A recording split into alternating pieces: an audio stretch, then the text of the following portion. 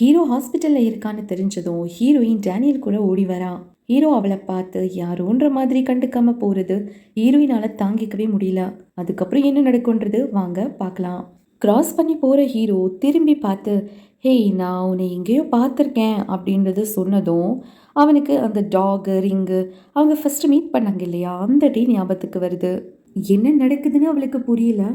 ஆனா ஆமா அது நான் தான்னு சொல்லி அவளுடைய எமோஷன்ஸை கண்ட்ரோல் பண்ணிக்கிறான். அதுக்கப்புறம் சீரா அவளை தனியா கூப்பிட்டு, ஹீரோவுக்கு பார்ஷியல் மெமரி லாஸ் ஆயிடுச்சு, பார்த்தேல, உங்க ரிலேஷன்ஷிப் பத்தி அவனுக்கு சுத்தமா ஞாபகம் இல்லை, அதனால நீ அவனை விட்டு தூரமா இருக்கிறதே நல்லது, ஏன்னா டாக்டரும் அதான் சொல்லியிருக்காங்க.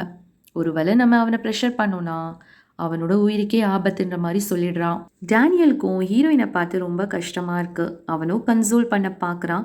அதுக்கப்புறம் ட்ராப் பண்ணிட்டு வீட்டுக்கும் போறான். அன்னைக்கு நைட்டு ஹீரோயினும் ரொம்ப சோகமா டாகி பூக்கு லெட்டர் எழுதுறான். அப்ப இந்த நாள் எவ்வளோ கஷ்டமா இருந்ததுன்றதும் ஷேர் பண்றான். அப்ப ஹீரோயினுக்கு டேனியல் கிட்ட இருந்து மெசேஜ் ரிசீவ் ஆகுது.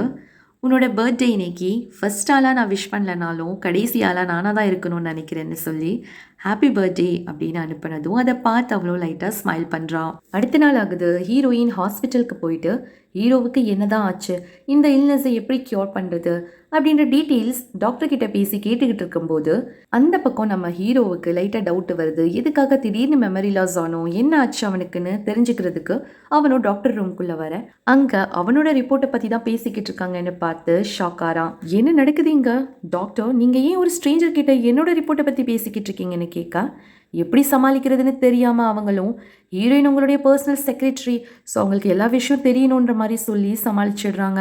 அப்படியா, எனக்கு ஞாபகமே இல்லையே அப்படின்னு ஹீரோவும் யோசிக்கிறான். அப்புறமா, நீ நிஜமாவே என்னுடைய செக்ரட்டரியா, என்னால் நம்பவே முடியலையே, ஆமாம் உன்னோட பேர் என்ன, வீடு எங்கே இருக்குன்ற எல்லா டீட்டெயில்ஸையும் கேட்டுக்கிட்டு இருக்கான். கூடவே அவன்கிட்ட இருக்கிற அந்த ரிங், அதாவது இவங்க கல்யாணம் பண்ணாங்க இல்லையா, அந்த ரிங்கை பற்றி கேட்குறான். அப்போ ஹீரோயினும், இது என்னோட ரிங்கு, ஆக்சுவலி நான் தான் உங்ககிட்ட கொடுத்து வச்சுருந்தேன், இப்போ நீங்கள் எனக்கு திருப்பி கொடுத்துடலான்னு கேட்க, ஹீரோவும் இல்லை இல்லை அது எப்படி உன்னை நம்புறது, ஜஸ்ட் பிகாஸ் நீ சொல்கிறதுனால திருப்பி கொடுக்க முடியாது, என்னோட நினைவு திரும்புகிற வரைக்கும் என்கிட்ட இருக்கட்டும், அதுக்கப்புறம் வேணா கொடுக்குறேன்னு சொல்கிறான். அப்புறம் நம்ம மேனேஜர் கிட்ட மீட் பண்ணும்போது தான் ஹீரோயினுக்கு அந்த நாளில் என்ன நடந்ததுன்னு தெரிய வருது. பர்த்டேவை ஒன்றா செலிப்ரேட் பண்ணுறதுக்கு தான் ஹீரோ ஆசையாக வந்துட்டு இருக்கும்போது எமர்ஜென்சி போர்ட் மீட்டிங் கூப்பிட்டாங்க. போகலைன்னா டிஸ்மிஸ் பண்ணிடுவாங்கன்னு சொன்னாங்க. நான் தான் மீட்டிங்க்கு போகணுன்னு ப்ரெஷர் பண்ணிட்டு இருந்தேன். அவர் என்ன ஃபீல் பண்ணாரோ என்னவோ, திடீர்னு கொலாப்ஸ் ஆயிட்டாரு. அதுக்கப்புறம் ஹாஸ்பிட்டலில் கண் முழிக்கும் போது அவருக்கு பார்ஷியல் மெமரி லாஸ் ஆயிடுச்சுன்னு தெரிய வந்தது. ஆனால் நீங்கள் வரி பண்ணிக்காதீங்க, அவர் கூடிய சீக்கிரம் சரியாயிடுவாருன்னு சொல்கிறான். நம்ம ஹீரோயின் அடிக்கடி ஹீரோவுக்காக ஹாஸ்பிட்டல் வருது சீராவுக்கு சுத்தமா பிடிக்கல. அவளும் ஹீரோயினை பார்த்து, நீ எதுக்காக ஹாஸ்பிட்டலுக்கு வர, உனக்கும் ஹீரோவுக்கு நீ ஒண்ணுமே இல்லைன்னு இந்த உலகத்துக்கே தெரியும், தயவு செஞ்சு நிறுத்திக்கோன்னு சொல்ல ஹீரோயினும் முடியாதுன்னு சொல்லிடுறான். ஹாஸ்பிட்டல் இருக்கிற ஹீரோவை சீரா நல்லாவே பாத்துக்கிறான். பேலியை குவிட் பண்ணி இனி லைஃப் லாங் அவன் கூடவே வாழ போறதா சொல்றான். இதை கேட்டதும் ஹீரோ செம்ம ஹாப்பியாரான். ஆனா சீராவுடைய அம்மாவுக்கு இந்த விஷயம் தெரிஞ்சதோ அவங்களுக்கு செம்ம காண்டாது.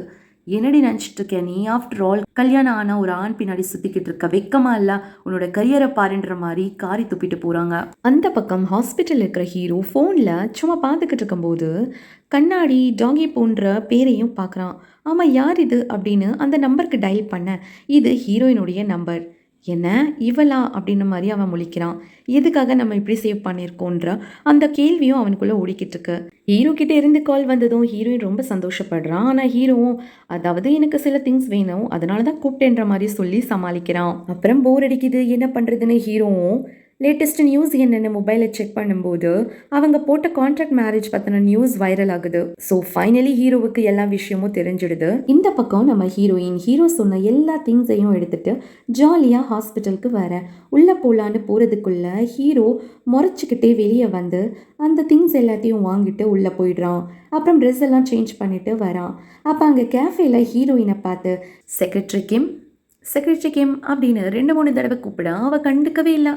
அப்புறம் அவளை பிடிச்சி, ஒய் நிஜமாவே நீ செக்ரட்டரியா, ஏன் போய் சொன்ன, உண்மையை சொல்லு, ஏன்னா எனக்கு எல்லாம் தெரியும்னு சொன்னதும், இல்லை ஷாக்கிங் நியூஸ் உங்களுக்கு எதுவும் வேணான்னு டாக்டர் சொன்னதால தான் நான் மறைச்சிட்டேன்னு சொல்கிறான். ஹீரோவும் கன்ஃபியூஸ் ஆகிறான். எதுக்காக நம்ம இவ்வளோ கல்யாணம் பண்ணோம், நம்ம சீராவை தானே லவ் பண்ணிட்டு இருந்தோம், என்ன ஆச்சு அப்படின்ற மாதிரியும் முழிக்கிறான். அதுக்கப்புறம் இந்த குழந்தை என்னோட தானே, நம்ம குழந்தைக்காகவா கல்யாணம் பண்ணிக்கிட்டோம் அப்படி இப்படின்னு 2 3 கொஷின்ஸும் கேட்குறான். சரின்னு அங்கிருந்து வீட்டுக்கு போன ஹீரோவும் பெட்ரூம் அண்ட் நர்சரியை பார்த்து நம்ம பண்ண வேலையா இதுன்ற மாதிரி ஷேக் ஆகி நிற்கிறான்.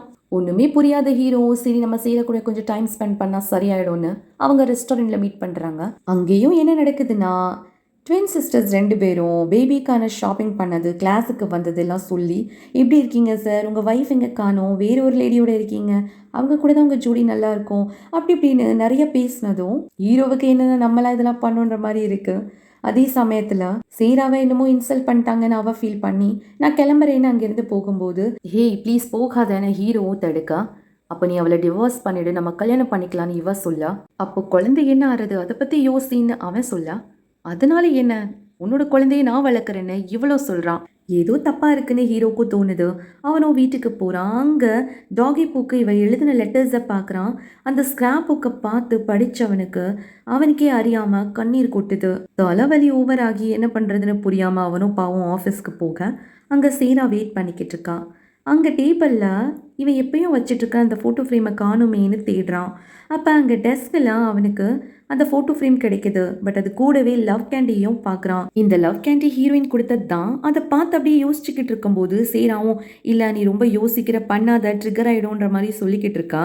இவனுக்கு அந்த கேண்டி ஹீரோயின் கொடுத்ததும் ஞாபகம் வந்துடுது. அது மட்டும் இல்லாமல் ப்ரப்போசலுக்கு ப்ரிப்பேர் பண்ணி அங்கே சேரா வராததுக்கு சாரி கேட்டது, அந்த மெசேஜ் அனுப்பிச்சதெல்லாம் அவனுக்கு ஃப்ளாஷ் ஆகுது.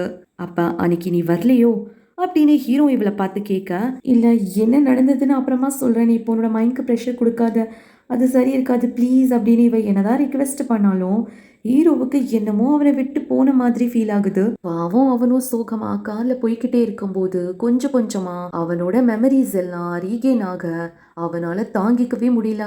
பர்த்டே விஷ் பண்ணல, 3 பேரும் ஒன்றா இருக்கணும்னு ஆசைப்பட்டான், அதுவும் நம்மளால் கொடுக்க முடியலையே, ஏன் இப்படி நடந்ததுன்னு ரொம்ப ஃபீல் பண்ணுறான்.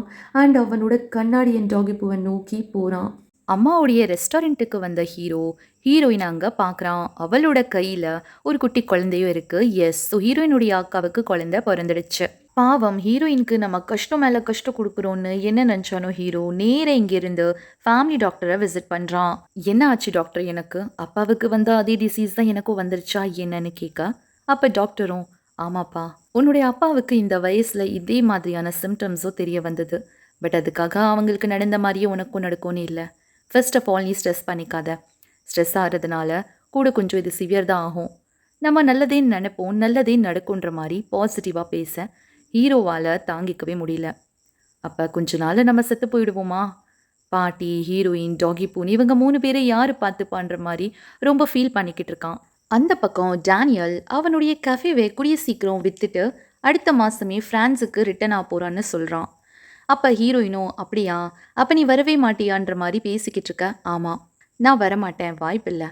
ஆனால் நீ என்ன பண்ண போகிற, சப்போஸ் உன்னுடைய ஹஸ்பண்ட்க்கு மெமரிஸ் திரும்பி வரவே இல்லைன்னா என்னதான் பண்ணுவேன்ற மாதிரி கேட்க, எவ்வளோ நாள் ஆனாலும் சரி எவ்வளோ வருஷம் ஆனாலும் சரி நான் அவருக்காக வெயிட் பண்ணுவேன்ற மாதிரி சொல்கிறான்.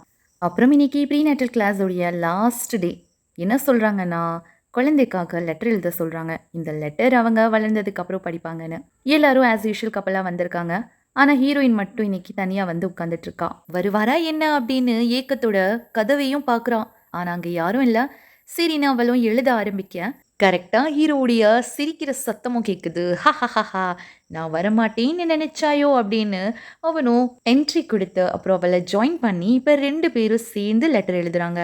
அப்புறம் கிளாஸை முடிச்சுட்டு 2 பேரும் லஞ்சுக்கு போகிறாங்க. அங்கே ஹீரோயின் ஹீரோவுக்கு அந்த ட்ரா பண்ண கனி கப்பை கொடுக்குறான். இதை பார்த்ததும் ஹீரோவுக்கு அவ்வளோ கஷ்டமாக இருக்குது. அவனால் அவனுடைய இமோஷன்ஸை கண்ட்ரோல் பண்ண முடியல. இங்கேருந்து நேர லாயரை மீட் பண்ணி ஒரு புது கான்ட்ராக்டையும் ரெடி பண்ணுறான்.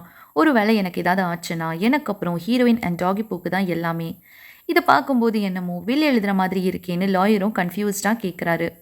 நம்ம ஹீரோ ரொம்பவே சுகமாக இருக்கான். அவன் இன்னும் கொஞ்ச நாளில் எல்லாரையும் விட்டு போகிறான்றது மட்டும்தான் அவனுக்குள்ளே ஓடிக்கிட்டு இருக்கு போல.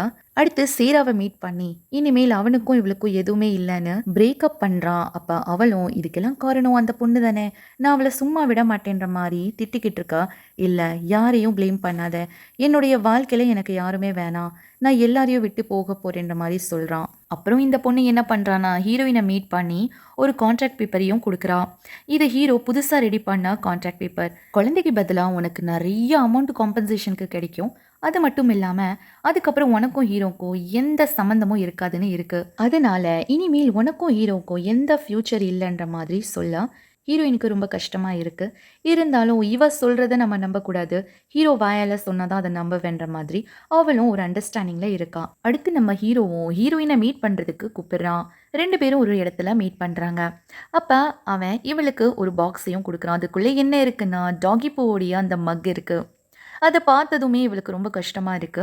அது கூடவே ஹீரோ, இனிமேல் உனக்கும் எனக்கும் எந்த சம்மந்தமும் இல்லை, உனக்காக ஏதாவது பண்ணு, எதுக்காக என் மேலே டிபெண்ட் ஆயிருக்க, உன்னுடைய லைஃப், நீ எப்படி உன்னுடைய குழந்தைய பார்த்துப்ப, உனக்குன்னு என்ன ஐடென்டிட்டி இருக்குன்ற மாதிரி ரொம்ப ஹார்ஷா நிறைய விஷயங்கள் சொல்லி அவளை ஹர்ட் பண்றான்.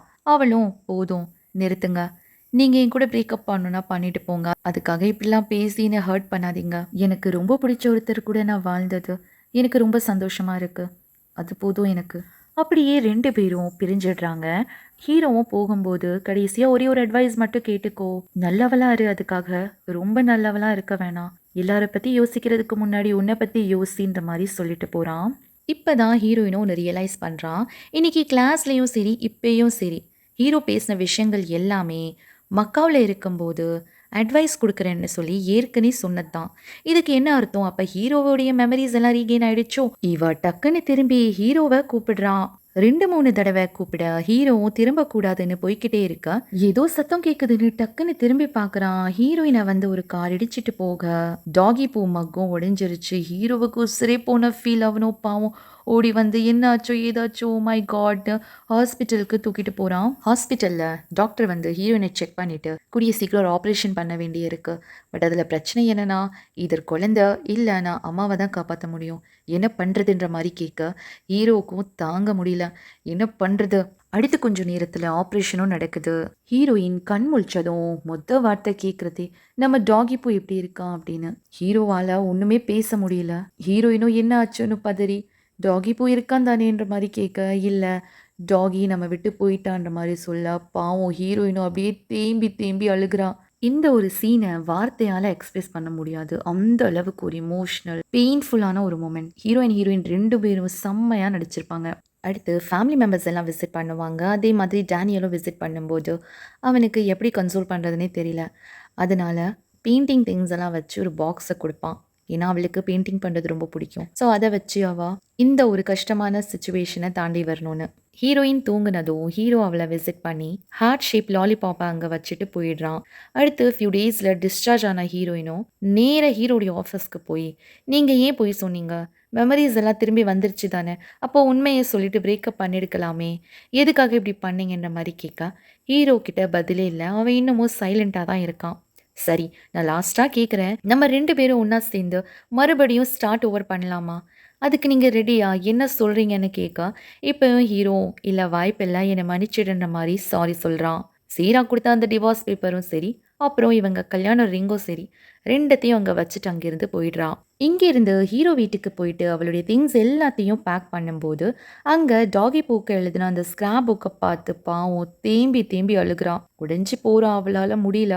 அப்புறம் பாட்டியன் எல்லார்கிட்டையும் பாய் சொல்லிட்டு அங்கிருந்து கிளம்பிடுறான். அப்படி போகும்போது டேனியல் கஃபேக்கு போய் அவனை மீட் பண்றான். இந்த மாதிரி எங்களுக்குள்ளே எல்லாம் முடிஞ்சதுன்னு சொல்ல, அப்ப டேனியலும் நாளானிக்கு நான் பாரிஸ்க்கு கிளம்புறேன், உனக்கு பெயிண்டிங்னா ரொம்ப பிடிக்கும் இல்லையா, ஸோ உனக்கு ஒரு வாய்ப்பு இருக்கு, உன்னுடைய லைஃப்பை சேஞ்ச் பண்ணுறதுக்கான ஒரு ஆப்பர்ச்சுனிட்டி உனக்காக காத்துக்கிட்டு இருக்கு, உனக்கு இஷ்டம் இருந்தா வா, பாரிஸில் ஒரு ஆர்டிஸ்ட் ஸ்கூலில் நான் உன்னை சேர்த்து விடுறேன்னு சொல்ல ஹீரோயினும் யோசிக்கிறேன்னு சொல்லிடுறான். அடுத்து அம்மா ஹீரோவை மீட் பண்ணி வங்கி மாமா வாங்கின காசை திருப்பி கொடுத்துட்டு அவனை தேங்க் பண்ணுறாங்க. அது மட்டும் இல்லாமல் நீங்கள் 2 பேருமே ரொம்ப ட்ரை பண்ணீங்க, கஷ்டப்பட்டீங்க, ஆனால் என்ன நடக்கணுமோ அதான் நடந்திருக்கு, அதனால 2 பேரும் அவங்கவுங்க லைஃப்பில் மூவ் ஆன் பண்ணி அவங்களுடைய வாழ்க்கையை பாருங்கன்ற மாதிரி சொல்கிறாங்க. அப்போ ஹீரோவும் கடைசியாக ஒரே ஒரு தடவை நான் ஹீரோயினை மீட் பண்ணலாமான்னு கேட்க, அது முடியாதேப்பா, ஏன்னா அவள் பாரிஸ்க்கு கிளம்பிட்டான், இந்நேரம் ஃப்ளைட் கூட ஏறி இருப்பான்ற மாதிரி சொல்ல உடனே ஹீரோ அங்கிருந்து ஏர்போர்ட்டுக்கு ஓடுறான். டேனியல் கூட ஃப்ளைட் ஏற போகிற ஹீரோயினுடைய மனசும் ஹீரோவை தான் மிஸ் பண்ணுது. நான் உங்களை விட்டு ரொம்ப தூரமாக போகிறேன், டேக் கேர்ன்ற மாதிரி அவளும் மனசுக்குள்ளே சொல்ல ஏர்போர்ட்டுக்கு ரீச் ஆன ஹீரோவும் ஹீரோயினுடைய பேரை கத்தி அங்கிட்டும் இங்கிட்டும் தேடி அலைகிறான். மை டியர் மக்களே, இந்த ட்ராமாவை நீங்கள் என்ஜாய் பண்ணுறீங்களா? பிடிச்சிருக்குன்னா ப்ளீஸ் லைக் பண்ணுங்கள் அண்ட் உங்கள் ஃப்ரெண்ட்ஸ் கூடயும் ஷேர் பண்ணுங்கள். என்னுடைய சேனலை பற்றியும் சொல்லுங்கள். ஹீரோ அண்ட் ஹீரோயினுடைய லவ் ஸ்டோரிக்கு என்னதான் முடிவுன்றது அடுத்த பார்ட்லேயே நமக்கு தெரிஞ்சிடும்.